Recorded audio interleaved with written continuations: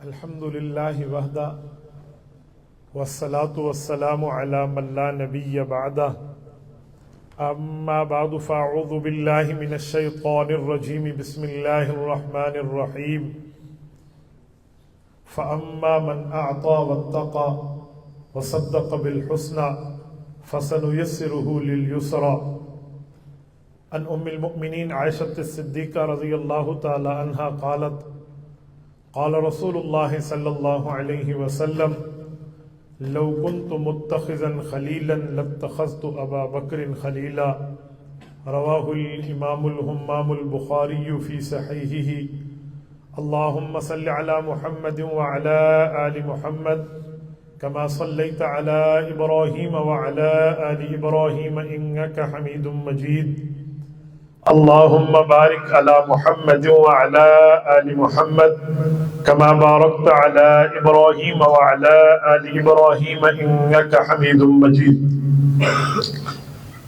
ہے مشکل رات نبی کی ہجرت والی ساتھی صدیق یار غار ہے کندھا صدیق تیرا رسول خدا سوار ہے 3 میل کی چڑھوں گا چڑھائی میرا نبی سے اقرار ہے رک جاؤ صدیق رک جاؤ یہی ثور غار ہے سو گئے پیغمبر صدیق کی گود میں صدیق اللہ کی امانت کا پہرے دار ہے اے دشمن صدیق دیکھ دیکھ کے جل جا کر ماتم یا پٹکا لگا صدیق آج بھی روزہ رسول میں آباد ہے اسی روزہ رسول میں رہتا عمر جرار ہے جس کو مانگا نبی نے خدا سے دعا مانگ کر آیا عمر عمر اسلام کی بہار ہے عمر کا دشمن رو رو کے مرے گا یہ ٹولہ ہے دجال کا اسی لیے دونوں جہاں میں خوار ہے مشکل رات نبی کی ہجرت والی ساتھی صدیق یار غار ہے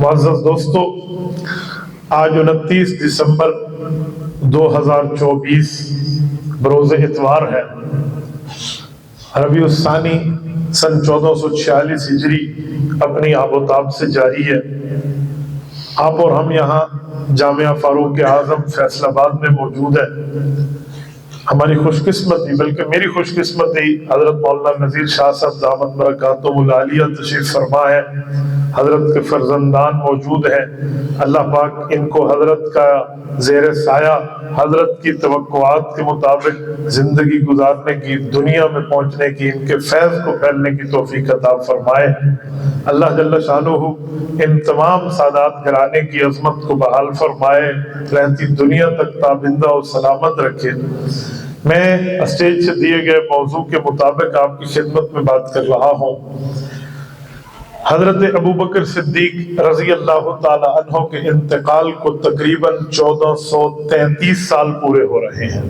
22 جمادی الثانی سن 1446 ہجری 22 جمادی الثانی سن 13 ہجری تو تقریباً یہ 1433 سال بنتے ہیں میں اسی حوالے سے صدیق اکبر رضی اللہ تعالی عنہ کی خدمت میں سلامی پیش کرنے کے لیے چند معروضات پیش کر رہا ہوں دیکھیں ابو بکر صدیق رضی اللہ تعالی عنہ وہ شخصیت ہیں جن کو اللہ تعالیٰ نے بنایا ہی مصطفیٰ کی خدمت کے لیے ہے اور یہ یوں نہیں ہے کہ ابو بکر صدیق رسول اللہ کے پاس آئے اور انہوں نے حضور کے پاس بیٹھ کے نام کمایا نہیں صدیق اکبر پیدا ہوتے ہی نام کما چکے تھے بلکہ صدیق کی پیدائش ہوئی بھی اسی لیے ہے کہ رسول اللہ کی رفاقت اختیار کرے آپ کہیں گے پیدائش ہی اس لیے ہوئی ہے اس کا مطلب کیا ہے میں آپ کی خدمت میں اس پر دلیل پیش کر رہا ہوں مشکات شریف اٹھائیے اس کی شرح مرقات اٹھائیے مولا علی قاری رحمت اللہ علیہ نے ایک واقعہ اس میں تحریر فرمایا ہے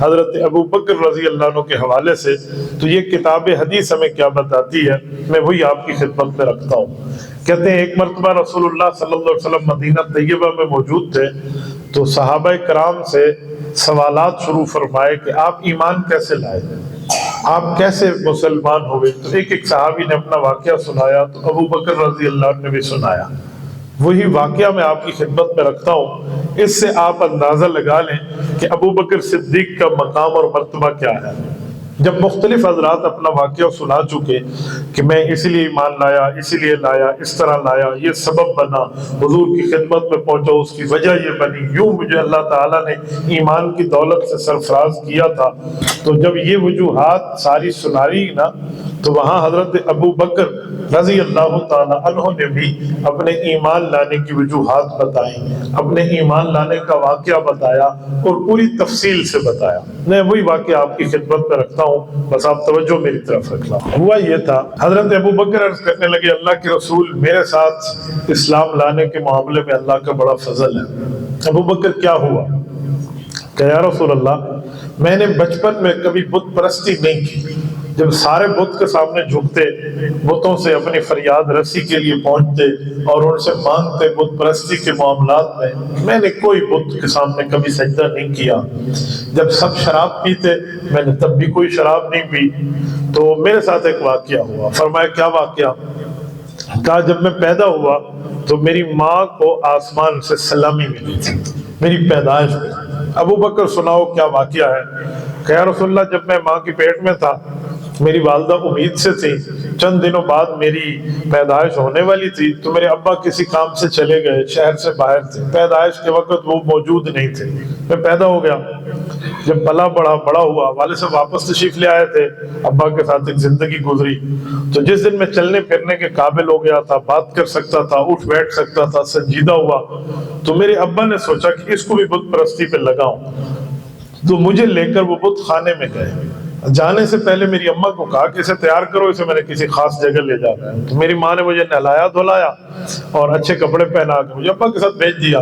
کہتے ہیں ہم بت خانے میں پہنچے، میرے والد نے بت پرستی شروع کی اور مجھے بتایا یہ ہمارے خدا ہیں، ان سے مانگو، یہ ملے گا وہ ملے گا، جو عرب نے اپنے بت بنائے ہوئے تھے، تو وہ ساری ترتیب میں نے دیکھی۔ والد صاحب شروع ہو گئے، میں ایک سائڈ پہ ٹھہرا۔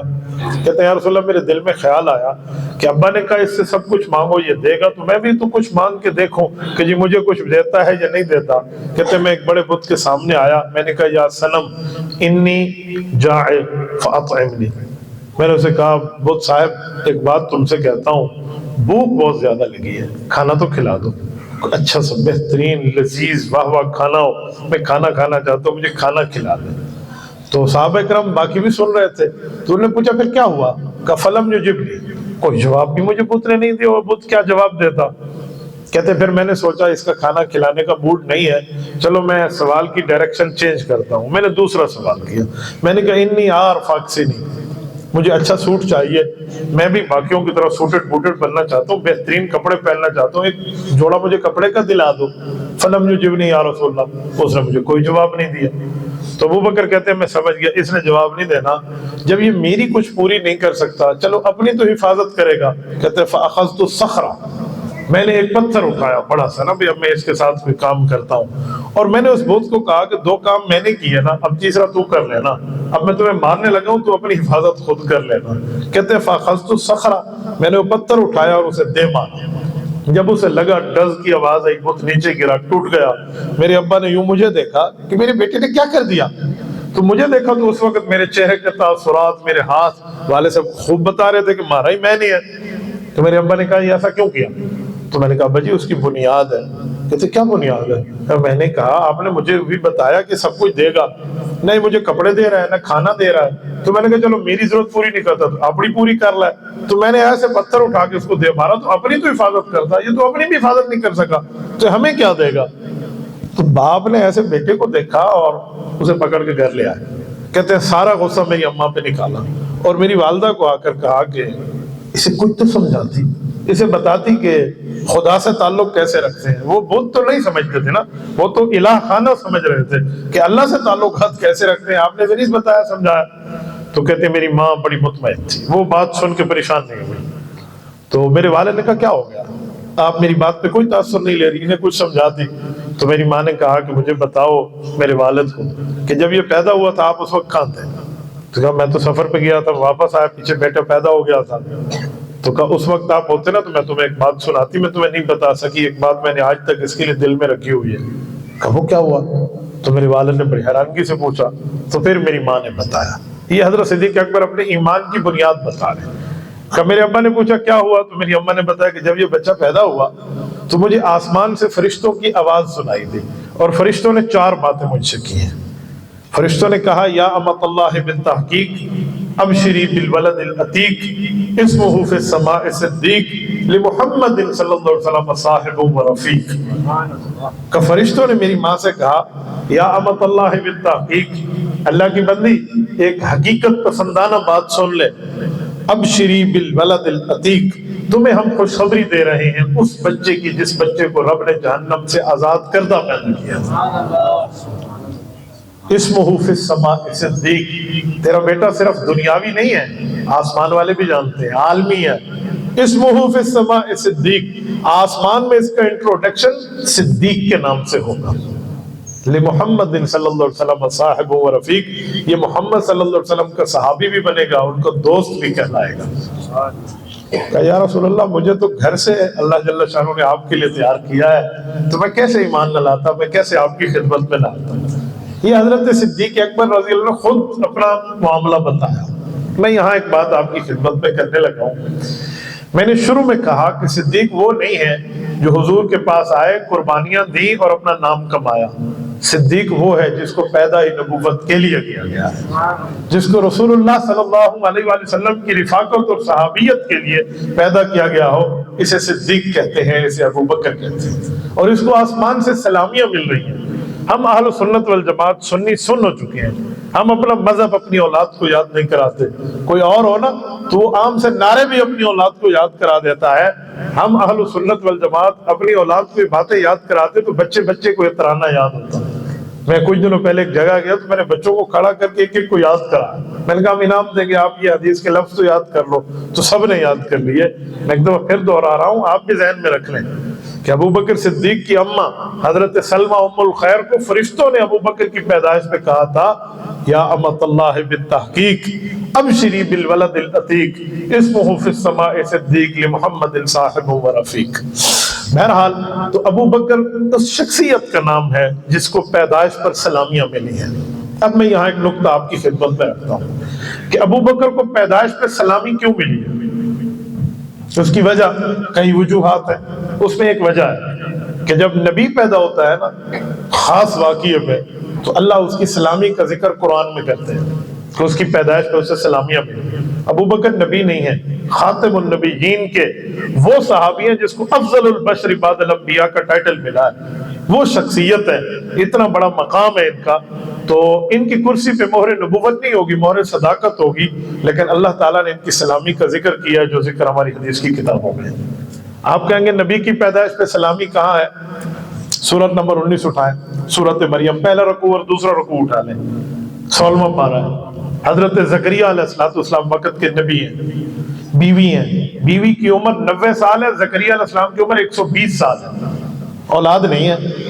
دعا مانگی ایک دن، اللہ مجھے اولاد چاہیے، اونچا نہیں مانگا کہ لوگ کہیں گے اتنی بزرگی کی عمر میں ان کو بیٹا چاہیے، آہستہ دعا مانگی۔ اذ نادا ربہ نداء خفیہ، قرآن کہتا ہے آہستہ مانگا، کیا انی وہن العظم منی، اللہ آپ جانتے ہیں میری ہڈیاں کمزور ہیں، واشتعل الراس شیبہ، میرا سر سفید ہو چکا ہے، ولم اکن بدعائک رب شقیا، اور انڈرسٹوڈ ہے، طے ہے کہ اللہ کبھی آپ نے میری دعا واپس نہیں کی، فہب لی من لدنک ولیہ، اللہ مجھے بیٹا چاہیے، یہ دعا مانگ رہے ہیں۔ اور اللہ جل شانہ نے جب یہ بات سنی تو رب نے جواب دیا یا زکریا انا نبشرک بغلام، زکریا آپ کا بیٹا طے ہو گیا، ملے گا آپ کو، اسمہ یحییٰ، نام بھی ہم رکھ رہے ہیں، ان کا نام یحییٰ ہوگا، لم نجعل لہ من قبل سمیہ، اس جیسا پہلے نہیں ہے، بات ہو گئی۔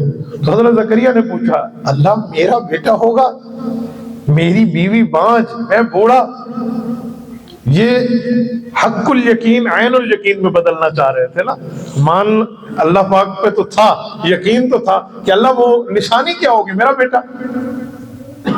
امراتی آخر وقت بلغت من الکبر عتیہ، میں بڑھاپے کے انتہا میں ہوں، بیوی میری بانجھ ہے۔ تو رب نے فرمایا قال کذالک، ایسے ہی ہوگا، آپ کا بچہ ہوگا۔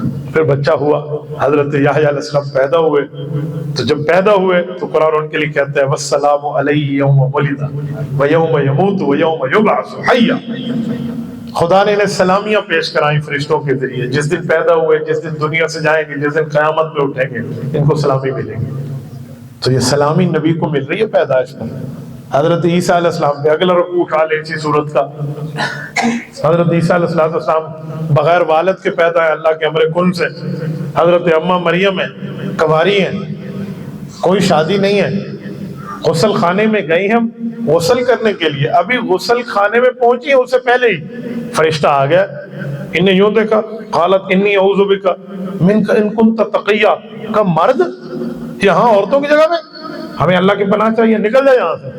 انہیں کہا نہ مرد اور نہ پناہ، انا رسول ربک، میں تو تیرے اللہ کی طرف سے فرشتہ ہوں، بھیجا گیا ہوں۔ تو حضرت اماں مریم نے کہا فرشتہ اور وہ بھی عورتوں کے پاس، کیوں؟ یعنی آنکھوں آنکھوں پوچھے، اسے سوال حالیہ کہتے ہیں۔ تو وہ کیسے؟ انہوں نے کہا لیاہ بالا کی غلام زکیہ، تیرے بیٹے کا فیصلہ ہو چکا، تمہیں بیٹا ملے گا۔ تو اماں مریم نے کہا میرا بیٹا، ولم یمسسنی بشر ولم اک بغیہ، شادی بھی نہیں ہے میری، بدکار بھی نہیں ہوں، میری اولاد، کیا بات کر رہے ہو؟ انہوں نے کہا قال کذالک، ایسے ہی ہوگا۔ قال ربک هو علی حی ولنجعلہ آیۃ للناس ورحمۃ منا، آپ کے بعد آپ کے رب کا یہ فیصلہ ہے کہ بیٹا آپ کو ملے گا، اللہ اس کو اپنی رحمت کا مظہر بنائیں گے اور اللہ لوگوں کے لیے نشانی بنائیں گے، اور یہ فیصلہ ہو چکا ہے، وکان امرا مقضیا، یہ ڈیسیجن لیا جا چکا ہے، بس ظاہر ہونا باقی ہے۔ حضرت اماں مریم کو بات کی اور چلے گئے۔ اماں مریم نے فوراً اپنے اندر امید کے آثار محسوس فرمائے، پریشان ہو گئی اور کہنے لگی مت قبل ھذا وکنت نسیا منسیا، یہ تو خاندان میرے پہ اعتراض آئے گا، میری ذات پہ اعتراض آئے گا، کیا ہو گیا؟ اس سے پہلے میں مر کیوں نہیں گئی ہوتی، میں بھولی بسری ہو چکی ہوتی، وکنت نسیا منسیا، کیا ہو گیا میرے ساتھ؟ تو رب کریم نے فرمایا مریم پریشان نہ ہو، ڈیلیوری کا ٹائم آ گیا ہے۔ اسی وقت ہی تو ان کو کھجور کا تنا سامنے نظر آیا جو خشک ہے، اس کے ساتھ ٹیک لگا کے بیٹھی ہیں کہ میں تو اس جگہ غسل کرنے آئی تھی، کیا سے کیا ہو گیا؟ تو اللہ جل شانہ نے فرمایا وَهُزِّي إِلَيْكِ بِجِذْعِ النَّخْلَةِ، اس کھجور کے تنے کو کھینچ۔ کھجور کا تنا ہلایا جاتا ہے کھجور لینے کے لیے، اور وہ تنا خشک کے اوپر ککھ بھی نہیں ہے، تو کھجور کیا گرے گی؟ تو ان کے دل میں سوال پیدا ہوا اللہ تنا تو کھینچ لوں، اوپر کچھ ہوگا تو گرے گا۔ تو رب نے فرمایا کھینچنا تیرا کام ہے، تو ساقط علیک رطبا جنیا، تر و تازہ کھجور ڈالنا تیرے رب کا کام ہے۔ ان نے کھینچا، اوپر سے کھجور آئی، یہ تسلی تھی کہ مریم بے موسمہ پھل مل سکتا ہے تو بغیر ترتیب کے بیٹا بھی مل سکتا ہے، یہ تسلی تھی۔ اور انہوں نے اس پر بڑی تسلی ہو گئی عین الیقین کی کہ واہ میرے رب نے کیا کام کیا۔ اور پھر پانی چاہیے تھے تو رب کریم نے فرمایا قد جعل ربک تحتک سریا، وہ دیکھیں وہ یوں دیکھا تو جگہ خشک تھی، نظر گئی تو پانی شروع ہو گیا۔ تو پھر رب نے فرمایا وَقُلِي وَاشْرَبِي وَقَرِّي عَيْنًا، اب پانی بھی پی لو، اب کھجور بھی کھا لو، اور اپنے بیٹے سے اپنی آنکھیں ٹھنڈی کرو، پریشان نہ ہو، ٹینشن نہیں لینی کہ لوگ کیا کہیں گے۔ اب سوال اٹھ رہا ہے لوگوں کا کیا جواب دو گے؟ تو رب نے فرمایا ایک ہی جواب ہے فَإِمَّا تَرَيِنَّ مِنَ الْبَشَرِ أَحَدًا فَقُولِي إِنِّي نَذَرْتُ لِلرَّحْمَنِ صَوْمًا فَلَنْ أُكَلِّمَ الْيَوْمَ إِنسِيًّا، لوگوں کو کہنا میں نے چپ کر روزہ رکھا ہے، بات نہیں کرتی، چپ کر روزہ۔ اوکے، اب اماں مریم مطمئن ہے کہ جب بے موسمہ پھل مل سکتا ہے، بغیر ترتیب کے پانی چل سکتا ہے، تو اللہ پاک جل شانہ کے کام یہ ہو کے رہے گا۔ فَأَتَتْ بِهِ قَوْمَهَا تَحْمِلُ، اپنے فیملی کے پاس بچہ اٹھا کے آ گئی ہیں۔ قوم کہتی ہے یا اخت ہارون، تیرا بھائی تو بہت اچھا تھا ہارون، ما کان ابوک امرأ سوء، تیرا ابا بھی برا نہیں تھا، وما کانت امک بغیہ، تیری ماں بھی بری نہیں تھی، یہ کیا ہو گیا آپ کا معاملہ؟ اور یہ چپ کا اشارہ کر کے کہہ رہی ہے میں نے بات نہیں کرنی۔ تو وہ کہتی ہے ہم کیا بات کریں؟ تو انہوں نے اشارہ کیا گود والے بچے کی طرف، اس سے بات کرو۔ تو قوم نے مذاق سمجھا، قوم کہنے لگی قالوا کیف نکلم من کان فی المہد صبیا، ماں کے گود کے بچے سے بولیں، ہمارے ساتھ مذاق۔ تو اس موقع پہ حضرت عیسیٰ علیہ السلام بولے قال انی عبد اللہ آتانی الکتاب وجعلنی نبیا وجعلنی مبارکا اینما کنت واوصانی بالصلاۃ والزکاۃ ما دمت حیا وبرا بوالدتی ولم یکن جبارا شقیا والسلام علیہ یوم ولدت ویوم اموت ویوم ابعث حیا۔ جو میں سمجھانا چاہ رہا ہوں یہی عنوان ہے۔ انہوں نے کہا کہ میں اللہ کا بیٹا نہیں ہوں، اللہ کا بندہ ہوں، اللہ نے مجھے کتاب دینی ہے، انجیل دینی ہے، مجھے اللہ نے نبی بنایا ہے، مجھے اللہ نے نماز کا، زکوٰۃ کا، پاکیزگی کا، اپنی اماں کے ساتھ حسن سلوک کا حکم دیا ہے۔ یہاں اماں کا لفظ بولا ہے، ابا کا لفظ نہیں بولا، صرف والدہ۔ یہ اشارہ تھا کہ میں اللہ کے امر کن سے پیدا ہوا ہوں، تو مجھے اپنی اماں کے ساتھ حسن سلوک کا حکم ہے. والسلام علیہ یوم ولدت و یوم اموت و یوم ابعث حیا. پیدائش پہ، وفات پہ اور قیامت میں اٹھنے پر اللہ نے مجھے سلامی دینی ہے، یہ فرمایا. تو میں نے آپ کی خدمت میں یہی بات رکھی کہ نبی کی پیدائش پہ سلامی ملتی ہے. ابو بکر خاتم النبیین کے امتی ہیں، ان کو پیدائش پہ سلامی کا ذکر حدیث میں ہے، اور وہ بھی فرشتوں کے ذریعے ہے. یا امۃ اللہ بالتحقیق ابشری بالولد العتیق اسمہ فی السماء صدیق لمحمد صاحب و رفیق. یہ سلامی ان کو ملی ہے تو یہاں ملی ہے. تبھی تو کہتے ہیں ابو بکر کی کرسی مہر صداقت والی، حضور کی کرسی مہر نبوت والی. قیامت میں کرسیوں کی مہر کا فرق ہوگا، باقی رب کریم نے خادم رسول بنایا. میرے دوستو، حضرت ابو بکر صدیق وہ شخصیت ہے جن کی امی بھی صحابیہ ہیں، جن کے ابو بھی صحابی ہیں، جو خود بھی صحابی ہیں، جن کی بیٹیاں بھی صحابی ہیں، جن کے بیٹے بھی صحابی ہیں، جن کے نواسے بھی صحابی ہیں اور پوتے بھی صحابی ہیں. یہ کوئی یوں آپ پین اتارے نا، پین نکال کے کسی کو پیج پہ لکھ کے کہیں کاغذ پہ کہ اس عظیم شخصیت کا نام بتاؤ جس کی 4 نسلیں صحابی ہوں، وہ ابو بکر رضی اللہ تعالیٰ عنہ کے علاوہ بندہ اس دھرتی پہ کوئی نہیں. وحید العصر فی الزمان فی ھذا الشان علی وجہ الارض.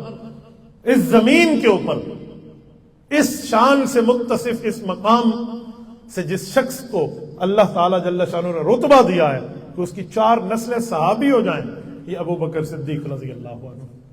ابو بکر کی امی بھی مان لائی، ابا بھی مان لائی. میں ان دونوں پر مختصر ایک جملہ کہتا ہوں. ابو بکر کی ماں کا بھی مان لائی تھی. حضرت ابو بکر رضی اللہ عنہ کی استقامت کو دیکھ کر، کب؟ جب عقبہ بن ابی معیط جیسے ظالم نے رسول اللہ کی گردن میں پٹکا ڈال کے کھینچنا چاہا تھا، حضرت ابو بکر صدیق دوڑ کے بچانے گئے تھے. اچھا میں یہاں ایک جملہ کہتا ہوں، سنیں. اللہ تعالیٰ آپ کو کعبہ شریف لے جائے. جو لوگ گئے ہیں نا وہ سمجھیں گے کہ میں کس جگہ کی بات کر رہا ہوں. آپ باب ملک فہد سے انٹر ہوں گے تو سامنے ایک ہوٹل ہے جس کا نام ہے شرکہ مکہ. شرکہ مکہ بہت بڑا ہوٹل ہے، پرانا کلاک ہے اس پہ ہے. آج کل نیا کلاک ہوٹل اور ہے، یہ پرانا کلاک اس پہ لگا ہوا ہے. درمیان میں سیڑھی ہے، ادھر بھی ہوٹل ہے، ادھر بھی ہے، پیچھے بھی ہے. یہ شرکہ مکہ کا جو ہوٹل ہے نا، یہ ابو بکر صدیق رضی اللہ عنہ کے گھر پہ ہے. صدیق اکبر یہاں تھے، نبی علیہ الصلوۃ والسلام مطاف میں ہیں. اس جگہ پہ اس ظالم جو پیسے میں بھی بڑا تھا، رعب اور دبدبے میں بڑا تھا، خاندان بھی اس کا بڑا نام تھا، خود بھی بوڑھا تھا، کافر بے ایمان تھا اور حضور کا دشمن تھا، اور حضور پاک علیہ الصلوۃ والسلام کو سجدے میں وہ ظلم کر رہا ہے. سارے مکہ کے اوباش لڑکے کونے میں بیٹھ کے نعوذ باللہ وہ حضور پاک صلی اللہ علیہ وسلم کے لیے یہ خوش ہو رہے ہیں. کوئی اس کے سامنے نہیں آ رہا. پیسے کا روب بھی ہے اور اس کا سرداری کا روب بھی ہے. تو ابو بکر صدیق تو نوجوان تھے جب ایمان لائے تھے، جوانی تھی ان کی. صدیق اکبر اپنے گھر سے دوڑے اور وہاں گئے. آج بھی اگر چل کے وہاں جائیں نا تو 4-5 منٹ لگ جاتے ہیں چلتے چلتے بھی. اس زمانے میں تو پہاڑیاں ہوں گی، سنگریزے ہوں گے، راستوں سے گزر کے ابو بکر کیسے گئے ہوں گے. صدیق اکبر رسول اللہ صلی اللہ علیہ وسلم کے پاس گئے تو دیکھا وہ عقبہ یہ کام کیے ہوئے.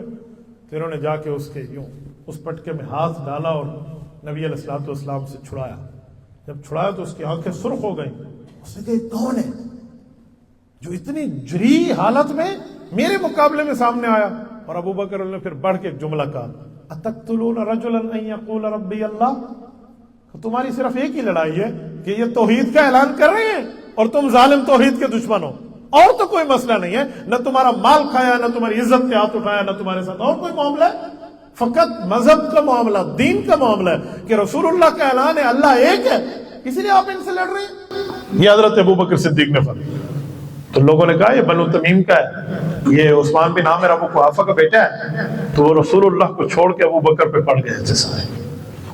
یہ پہلی کامیابی تھی ابو بکر کی کہ دشمن کو ادھر سے موو کر کے اپنی طرف لے لیا تھا، رسول اللہ کو بچا لیا تھا. حضرت ابو بکر رضی اللہ تعالیٰ عنہ کو اتنا مارا تھا ان ظالموں نے، کہتے ہیں جب ان کی والدہ کنگا کرنے کے لیے کنگھی سر میں ڈالتی تو بال اکھڑ کے سامنے آ جاتے تھے. ماں نے جب دودھ پیش کیا تھا ابو بکر بے ہوش ہو گئے تھے. گھر میں آئے، ہوش آیا تو ماں نے دودھ پیش کیا تو حضرت ابو بکر رضی اللہ تعالیٰ عنہ کو بیٹا دودھ پی لے. تو ماں کو ایک ہی جواب دیا، حضور کیسے ہیں، رسول اللہ کیسے ہیں. تو اس وقت ماں نے کہا تھا بیٹا یہی حالت ہو گئی، چھوڑیں اس معاملے کو، دودھ پئیں. میں کہا اماں دودھ نہیں پیوں گا. اس وقت تا وقت کہ زیارت حضور کی نہ کر لوں وہ کیسے ہے, میں تو بے ہوش ہو گیا ان کی مار کھا کے. ماں مجبور ہو گئی کہ آپ جائیں جا کے پوچھیں ارقم کی امی سے, وہ بتائیں گی حضور کیسے. تو اس وقت ابو بکر کی امی مان نہیں لائی تھی. انہوں نے جا کے زید بن ارقم کی والدہ سے پوچھا, حضرت ارقم کی بیوی سے, کہ نبی علیہ الصلوۃ والسلام کے بارے میں بتائیں, میرا بیٹا پوچھ رہا ہے. انہوں نے ایسا جواب دیا جس سے ان کی ماں کو سمجھ نہ آیا. انہوں نے آ کر بتایا بیٹا وہ خاتون نہیں بتانا چاہتی, تو دودھ پی لے. اماں دودھ نہیں پیوں گا, مجھے سانس لے جاؤ, اس کو آپ پہ اعتبار نہیں ہے, میں جاؤں گا. ماں نے دودھ لیا ہوا بیٹے کو ساتھ لیا, زید بن ارقم کے گھر پہ پہنچے, دار ارقم میں. اچھا آپ کو پتہ ہے دار ارقم کہاں ہے کعبہ شریف میں؟ جس وقت ہم بیت اللہ سے طواف کر کے صفا کے لیے داخل ہوتے ہیں نا, کہ صفا مروہ کی سعی شروع کریں, تو صفا میں داخل ہونے کے لیے تھوڑی سی ڈھلوان کی جگہ ہے, آج کل وہاں پہ کٹا ہوا ماربل لگا ہوا ہے, یہ دار ارقم ہے. یہاں حضرت عمر رضی اللہ عنہ ایمان لائے تھے, یہ دار ارقم ہے. اس جگہ اماں لائی ہے حضرت ابو بکر کو, تو انہوں نے کہا کہ حضور کہاں ہے؟ تو اس خاتون نے اشارے سے کہا ابو بکر تیری ماں ساتھ ہے, اور یہ تو کلمہ نہیں پڑھا, یہ کہیں راز حضور کو فاش نہ کر دے. تو ابو بکر کو پتا تھا کہ اماں کا دل نرم ہو رہا ہے, کہ نہیں کچھ ہوگا, بتائیں کہاں؟ کہا جی فلاں جگہ. وہاں گئے, رسول اللہ سے ملاقات ہوئی, اور حضور کو دیکھ کے سارے غم جاتے رہے. کہتے نبی علیہ الصلوۃ والسلام نے دودھ پیا, پھر انہوں نے پیا, پھر ماں نے پیا, سب نے پیا. اس موقع پہ ماں سوچنے لگ گئی کہ میرا بیٹا عقل مند ہے, ٹیلنٹ رکھتا ہے, بنو تمیم کا فرد ہے جو لوگوں کے خصومات کا فیصلہ کرتے ہیں, یعنی یہ جج لیول کا آدمی ہے, کوئی چھوٹا موٹا بندہ نہیں ہے. ابو بکر بزنس مین ہے, 6 ریشم کی دکانوں کا مالک ہے. کیا ہو گیا ہے اس کو کہ اتنا زیادہ یہ حضور پاک پہ اپنی جان لٹا رہا ہے؟ یار کچھ تو ہے رسول اللہ پہ. اس موقع پہ ماں نے کلمہ پڑھا, اس موقع پہ والدہ ایمان لائی. اور والد جو تھے ابو بکر کے ابا, جن کا نام ہے عثمان بن عامر ابو قحافہ, یہ بڑی دیر سے ایمان لائے, یہ جلدی ایمان نہیں, بہت دیر سے ایمان لائے. وجہ جو بوڑھے ہوتے ہیں نا, عمر میں بزرگ ہوتے ہیں, وہ اتنا جلدی کسی کو قبول نہیں کرتے. ابو بکر کے والد اس حساب سے انہیں بچہ سمجھتے تھے, وہ بوڑھے بزرگ, ان کا ایک نام تھا علاقے میں, بچے کی کر رہے ہیں, یعنی اس طرح ذہن تھا. امام ابن حجر رحمۃ اللہ نے لکھا ہے کہ حضرت علی رضی اللہ عنہ اور حضرت ابو بکر اور یہ لوگ گزرنے لگے, تو والد ابو بکر نے اپنے دوستوں میں بیٹھ کے کہا کہ بس میرے بیٹے کو خراب کر دیا گیا ہے, میرے بیٹے کو ان لوگوں نے اپنے معاملات, یعنی بنو ہاشم کی طرف اشارہ تھا کہ حضرت علی بھی بنو ہاشم ہے اور حضرت رسول اللہ صلی اللہ علیہ وسلم بنو ہاشم ہے. گویا بنو ہاشم نے ابو بکر کو اپنے پاس ہی لے لیا, یعنی وہ یہ دیکھ رہے تھے پتہ نہیں کیا ہوگا, فلاں ہے فلاں, ایک طرف ابو جہل کی طاقت ہے, عقبہ کی طاقت ہے, اور ادھر سے نوجوان ہے چاند, تو جلدی قبول نہیں کر رہے تھے. ایک وقت آیا تھا ابو بکر صدیق کے اوپر بہت سی بات بھی کی انہوں نے, کبھی غصہ بھی کیا, ڈانٹا بھی, لیکن سب کچھ ابو بکر صدیق نے سہا, برداشت کیا. والد نے کبھی یوں سامنے نہیں کیا, لیکن خاموشی سے معاملہ چلتا رہا. ایک موقع پر ایک واقعہ ہوا بھی تھا, لیکن ابو بکر صدیق نے اللہ سے مانگا, معاملے کو چھوڑا, حتیٰ کہ ہجرت ہو گئی. ہجرت کے بعد پلٹ کے بھی ابو بکر نے واپس نہ دیکھا مکہ کو, جب بھی آئے حضور کے ساتھ آئے. وہ وقت آیا جب صلح حدیبیہ میں 10 سال کا معاہدہ طے پایا, اور ساری شرائط کافروں کی مان لی گئی کہ 10 سال تک اس معاہدے کی مخالفت نہیں ہوگی. فرمایا جی ہاں, دستخط ہو گئے, سب کچھ ہو گیا. ابھی معاہدے کا دوسرا سال ہی شروع تھا کہ کافروں نے مخالفت کر دی, بنو حوازن تیاری لگا کے معاہدے کو توڑ دیا. تو نبی علیہ الصلوۃ والسلام کے پاس کفار آئے بھی کہ معاہدے کی تجدید کر دیں, غلطی ہوگی. فرمایا نہیں, اب ٹوٹ گیا تو ٹوٹ گیا. اس پر رسول اللہ نے پھر حملہ فرمایا مکہ مکرمہ پہ. 8 ہجری رمضان المبارک کا وقت تھا جب حضور پاک علیہ السلام نے مکہ پہ چڑھائی فرمائی, اور بغیر ایک بندے کا خون بہائے مکہ مکرمہ پر قبضہ فرمایا. یہ وہ جگہ تھی جہاں سے کل نکالے جا رہے تھے, یہ وہ جگہ تھی جہاں سے ہجرت پر مجبور ہوئے تھے, یہ وہ جگہ تھی جہاں خباب ابن ارد کو شولوں پہ لٹایا گیا, حضرت بلال کے گلے میں رسیاں ڈالی گئی, اور انہیں تبتی ریت پر لٹا کے سینے پہ پتھر رکھ دیا جاتا تھا, جہاں زنیرہ کی آنکھیں نکلی, جہاں حضرت سمیہ کے 2 ٹکڑے ہوئے, جہاں حضرت یاسر کو شہید کیا گیا تھا. لیکن آج وہ جگہ جس کو رسول اللہ صلی اللہ علیہ وسلم نے فتح فرمایا تھا, بہت بڑی بات تھی. فتح مکہ اتنا بڑا مجدہ تھا لوگوں کے لیے. قرآن کہتا ہے یدخلون فی دین اللہ افواجا, پھر پوری فوجیں ایمان لائی ہیں, کیونکہ اس وقت مکہ بہت بڑا سٹی کہلاتا تھا. اس موقع پہ جب ابو بکر صدیق رضی اللہ عنہ لشکر کی قیادت کر کے آ رہے ہیں نا مکہ مکرمہ میں داخل ہونے سے پہلے, تو ابو قحافہ ایک خبر تو سن رہے اپنے بیٹے کی, رسول اللہ کی, دین کی. تو اس وقت اپنی بیٹی بہن سے کہا کہ مجھے اونچے پہاڑ پہ لے جا اور میں دیکھوں رسول اللہ کا لشکر کیسے آ رہا ہے، ذرا میں دیکھنا چاہتا ہوں۔ یہ کتنے بندے تھے؟ تھوڑے تھے، یہ تو یہاں سے چھوڑ کے چلے گئے، یہ وہ 78 سال سے شاید اس وقت زیادہ عمر ہوگی ان کی۔ تو وہ خاتون لے کے گئی جبل ابو قبیس پہ، اونچا پہاڑ ہے مکہ کا۔ آج کل مکہ میں آپ کو جبل ابو قبیس نظر نہیں آئے گا، کیونکہ اس پر رائل فیملی کا محل بن چکا ہے۔ یہ صفا سے لے کر مروہ تک جو ایک محل ہے نا ان کا، اس سائڈ پر، یہ جبل ابو قبیس ہے۔ یہ اس کائنات کا پہلا پہاڑ ہے۔ یہاں سے پتھر اٹھا کے حضرت آدم نے کعبہ شریف بنایا، پھر حضرت ابراہیم نے یہاں سے ہی پتھر اٹھا کے تعمیر نو کی تھی کعبہ کی۔ یہ یہاں سے ہی معاملہ تھا۔ اسی کے پہاڑ پہ چڑھ کے اقتربت الساعۃ وانشق القمر، جو شق قمر کا معجزہ ہوا، چاند دو ٹکڑے ہوئے، یہی پہاڑ تھا۔ تو یہ پہاڑ مکہ کا اونچا پہاڑ کہلاتا تھا۔ تو بچی لائی اور ابو قحافہ نے چڑھ کے دیکھا، تو بچی سے پوچھا کہ بیٹا یہ جو وہ سارے کالے کالے سر نظر آ رہے ہیں اور لشکر آ رہے ہیں، یہ کون لوگ ہیں؟ انہوں نے کہا بھائی یہی تو ہے حضرت ابوبکر صدیق کے ساتھی اور رسول اللہ کا لشکر یہی ہے۔ ماشاءاللہ اللہ نے ان کو قوت دی ہے، اب تو ان کی پوری طاقت ہے۔ اس وقت ان کا ذہن بدلا کہ میں تو انہیں بچہ سمجھ رہا تھا، میں تو بہت عجیب بات سمجھ رہا تھا، ماشاءاللہ رب نے ان کو بڑی طاقت قوت دی ہے۔ اب ان کو ایک دماغ میں بات آئی کہ اب ہم کہیں مقابلہ کریں تو ہمارے پاس پوری ایک طاقت ہے، جیسے ذہن ہوتا ہے بزرگوں کا۔ تو اس طرح ان کا ذہن بدل گیا۔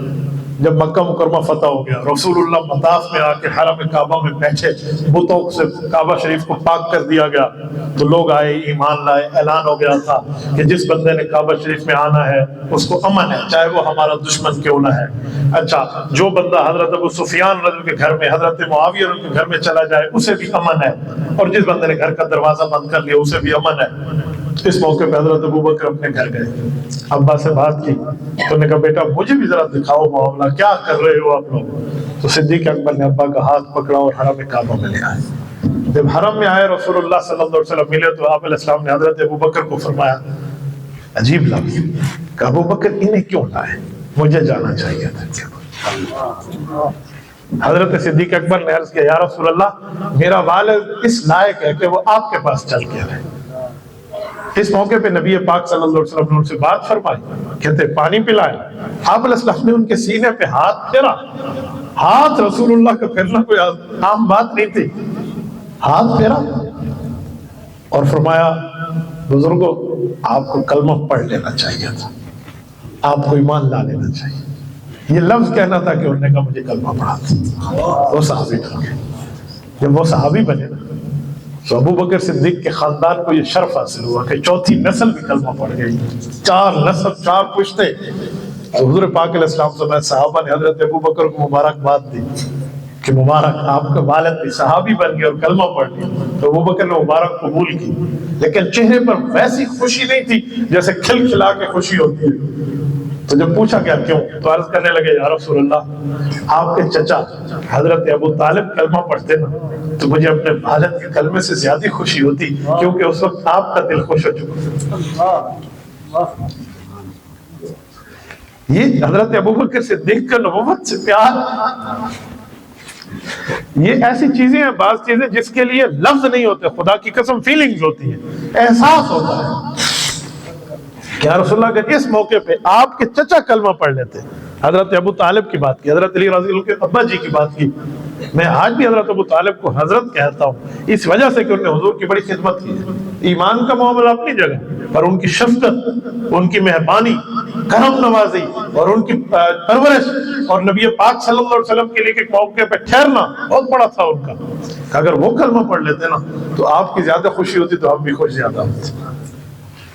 اگر کسی پہاڑ کا نام وفا ہو نا تو اس کی چوٹی کا نام ابو بکر ہے، یہ وفاؤں کی انتہا کا نام۔ اس نے رسول اللہ صلی اللہ علیہ وسلم سے وہ پیار کیا۔ یوں ان کے ابا جی ایمان لائے۔ ابو بکر صدیق کے بیٹے کے ایمان کی بات سناؤں، عبد الرحمن، بہت بڑا نام ہے، عبد الرحمن بن ابی بکر، حضرت ابو بکر کے بیٹے ہیں، حضرت ام عائشہ کے بڑے بھائی ہیں، رسول اللہ صلی اللہ علیہ وسلم کے بچوں کے ماموں ہیں۔ عبد الرحمن جب ایمان نہیں لائے تھے جنگ بدر میں کافروں کی طرف سے لڑنے آئے تھے، اور ہوا یہ تھا کہ حضرت ابوبکر صدیق کو گرا دیا تھا، خنجر اٹھا کے سینے پہ چڑھ کے مارنے لگے تھے تو پھر خیال آیا کہ اس سینے پہ پل کے تو جوان ہوا ہوں، ابا ہے میرا، چھوڑ دیا۔ جنگ چلتی رہی، معاملہ بعد میں جب اللہ نے ایمان نصیب کیا، ابو بکر صدیق رضی اللہ عنہ کے پاس آئے، حضرت رسول اللہ کے پاس آ کے کلمہ پڑھا، صحابی بنے۔ ایک موقع پہ باپ اور بیٹا کھانا کھا رہے ہو تو بیٹے نے بڑے دل میں تھا کہ ابو سے ذرا بات کروں گا کہ ابو میں نے اس موقع پہ آپ کو چھوڑا تھا۔ بیٹا سمجھ رہا ہے کہ میں نے باپا پہ کوئی احسان کیا۔ انہوں نے عرض کیا کھانا کھاتے ہو، ابا جی وہ وقت آپ کو یاد ہے؟ پوری کی پوری اسکرین چل گئی ابو بکر کے سامنے، 100% یاد تھا کہ بیٹا کون سا وقت کہ جب جنگ بدر میں دوسری طرف سے تھا، آپ مسلمانوں کی طرف سے تھے، میں نے آپ کو لٹا کر آپ کے سینے پہ چڑھ کے وار کرنا چاہتا تو یوں کر دیتا، پر میں نے آپ کو چھوڑ دیا تھا۔ میں اس وقت کی بات کر رہا ہوں، ابا جی یاد ہے؟ حضرت صدیق اکبر نے فرمایا تھا بیٹا بالکل ضرور یاد ہے۔ کہ آپ اس پہ کیا کہیں گے؟ کہ میری بات سننی ہے، یہ تو تھا جو تو نے مجھے چھوڑ دیا، اور میں ہوتا نا اور تو مصطفیٰ کا دشمن بن کے آتا اور تو میرے قابو میں آتا نا تو بیٹا آج اس دھڑ پر تیری گردن سلامت نہ ہوتی۔ وَلَوْ كَانُوا آبَاءَهُمْ أَوْ أَبْنَاءَهُمْ أَوْ إِخْوَانَهُمْ أَوْ عَشِيرَتَهُمْ۔ قرآن یہ نہیں کہتا ہے، فرمایا رسول اللہ لا تجد قوم یوادون من حاد اللہ، ایسی قوم اس دھرتی پر صحابہ کی طرح نہیں ملے گی۔ بھلو کانوا آباءہم، ان کا ابا کیوں نہ ہو، او ابناءہم بیٹے کیوں نہ ہو، او اخوانہم بھائی کیوں نہ ہو، او عشیرتہم خاندان فیملی کیوں نہ ہو، اگر وہ مصطفیٰ کے محبوبدار ہیں تو یہ ان کے دلدار ہیں، اور اگر وہ مصطفیٰ کے غدار ہیں تو ان کا فیصلہ ان کے لیے تلوار ہے۔ یہ وہ لوگ ہیں، انہیں ابو بکر صدیق کہتے ہیں۔ یہ ابو بکر ہے جس نے اپنا تن من دھن لگایا، اور ابو بکر صدیق کی حکمت عملی ہوتی تھی، ایک ایک موقع پہ اتنی حکمت عملی سے کام کرتے تھے بندے کی عقل دنگ رہ جائے۔ اللہ تعالیٰ آپ کو مکہ مکرمہ لے جائے، اب مکہ مکرمہ میں جا کے ذرا ان خطوات کو دیکھنا جو خطوات ابو بکر صدیق کے آج بھی موجود ہوں، جس راستے سے ابو بکر صدیق حضور پاک کو مدینہ لے گئے تھے، وہ راستہ کون سا ہے، جگہ کون سی؟ سمجھ آتا ہے کہ حضور نے مدینہ جانا تھا پر ابو بکر پہلے یمن کے راستے پہ لے کے چلے، کیوں؟ الحرب خدع، جنگ میں دشمن کی آنکھوں میں دھول جھونکنے کا نام ہوتا ہے، تاکہ دشمن حضور کو مدینے کے راستے پہ ڈھونڈے، ہم نے جانا مدینے ہے، ادھر جا کے ادھر سے جائیں گے، وہ پہچان نہ سکے حضور کو۔ یوں حضرت ابو بکر صدیق نے حضور پاک علیہ السلام کی کام ہے۔ یہ جو جنگ ساری غار ثور ہے، یہ غار ثور مدینہ کے راستے پہ نہیں ہے، غار ثور طریقے یمن پہ موجود ہے۔ اگر حضور اور حضرت ابو بکر کے گھر سے آپ مدینہ کے راستے کی ڈائریکشن لیں نا، آج بھی آپ گوگل میپ وہیں سے کر لیں تو یہ طریقے یمن ہے، طریقے مدینہ نہیں ہے۔ تو ابو بکر پہلے ادھر لائے تھے تاکہ ان کو نہ پتہ ہو۔ اور صرف ابو بکر نہیں، ابو بکر کا پورا خاندان رسول اللہ پہ قربان تھا اس زمانے میں۔ حضرت عبداللہ ابو بکر صدیق کے بیٹے ہیں، صحابی ہیں، مسلمان ہیں۔ حضرت عامر بن فہیرہ رضی اللہ عنہ ابو بکر کے غلام ہیں، صحابی ہیں۔ ان دونوں کو پتا تھا کہ حضور پاک علیہ السلام یہاں سے جائیں گے، حضرت ابو بکر ساتھ جائیں گے، غار ثور میں رہیں گے، پھر وہیں سے جائیں گے۔ پتہ کیوں پتا تھا؟ بیٹے کی ڈیوٹی بھی لگائی تھی، غلام کی ڈیوٹی بھی لگائی تھی۔ بیٹے کو کہا تھا ہمیں ڈیلی بیسس پہ یہاں کی جو بریکنگ نیوز ہوگی نا مکہ مکرمہ میں کافر کیا کر رہے ہیں ہمارے لیے، یہ تم نے ہمیں بتانا ہے۔ اور غلام کے ذمہ لگایا تھا آپ نے روزانہ بکریوں کو دودھ ہمیں پلانا ہے غار میں۔ تو ترتیب کیا رکھی تھی، حکمت عملی دیکھیں کہ پہلے عبداللہ آئے گا بیٹا، اس کے قدم پہ ہو سکتا ہے دشمن پیچھے آئے تو پیچھے بکریوں کا ریوڑ لے کر غلام عامر آئے گا تاکہ ریوڑ کے چلنے سے وہ قدموں کے نشان مٹ جائیں۔ یہ حکمت عملی ہے ابو بکر۔ اس حکمت عملی کے بعد انہوں نے پھر وہیں خبریں پہنچتی نہیں، وہیں سے فیصلہ کیا کہ اب ہمیں 3 دن کے بعد نکلنا چاہیے، اور وہ وہیں سے چلے تھے۔ امام ابن قیم نے زاد المعاد فی ہدی خیر العباد میں لکھا ہے کہ یمشی احیانا شمالا و یمینا و خلفہ و اماما۔ ابو بکر صدیق رسول اللہ سے ہجرت کی رات کبھی دائیں کبھی بائیں، کبھی آگے کبھی پیچھے، مختلف سفر میں، کبھی ادھر چلتے کبھی ادھر چلتے۔ تو حضور پاک نے پوچھا مالک یا ابا بکر، ایسے کیوں چلتے؟ تو یا رسول اللہ حکم ہے، حکم ہے کہ ایک ہی جگہ چلوں، اگر حکم ہے تو ایک جگہ چلوں گا، اگر حکم نہیں صرف پوچھ رہے ہیں تو میں اسی لیے سائیڈیں چینج کرتا ہوں کہ مجھے لگتا ہے کہ ادھر سے دشمن نہ آ جائے، پھر تسلی ہوتی ہے، پھر ادھر آتا ہوں، پھر ادھر سے دشمن نہ آئے تو ادھر، تبھی آپ کی حفاظت کے لیے سائیڈیں بدلنا ہوتا ہے۔ حضرت ابو بکر صدیق رضی اللہ تعالیٰ عنہ اس وفاؤں کی انتہا کا نام ہے۔ میں نے اسی لیے یہ چند باتیں صدیقی طور پہ آپ کی خدمت میں کی تاکہ میں آپ کی خدمت میں بات مدلل مبرہن کر پاؤں کہ ابو بکر بنے ہی رسول اللہ کی ذات کے لیے ہیں۔ تو ما خلق ابو بکر الا للرسول، ابو بکر کو پیدا رسول اللہ کی ذات کے لیے کیا گیا ہے۔ اللہ پاک آپ کو اور ہمیں صراط مستقیم عطا فرمائے، حضرت ابو بکر صدیق کی تربت اقدس پر رب کروڑوں اربوں خربوں رحمت نازل فرمائے۔ جزاکم اللہ تعالی۔ اقول قولی ھذا واستغفر اللہ وآخر دعوانا ان الحمد للہ رب